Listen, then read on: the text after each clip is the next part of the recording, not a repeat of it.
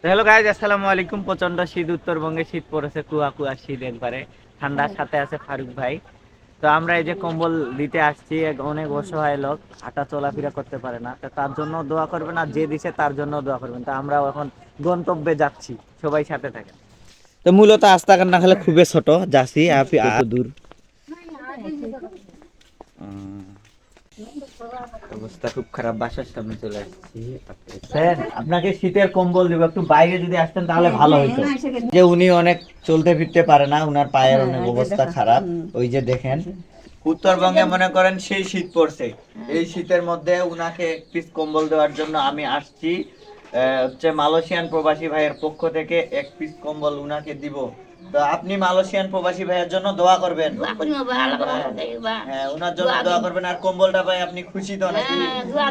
হ্যাঁ, আর কম্বলটা পাই আপনি ঢাকা নিবেন, কিন্তু শীত কাটবে আপনার, বুঝতে পারছেন?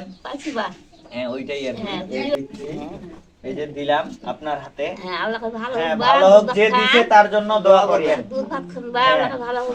আর আমরা যেন আরো আপনাকে কিছু দিতে পারি, সেই তৌফিক দান করুক আল্লাহ আমাদের প্রতি। সেটাই আর কি। হ্যাঁ, এইটাই। আর আপনার শরীর স্বাস্থ্য এখন কিরকম? ভালো নাই?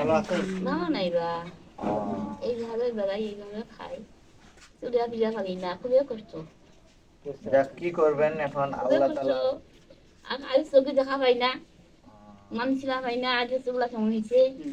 তো ওনার চোখেরও সমস্যা আবার।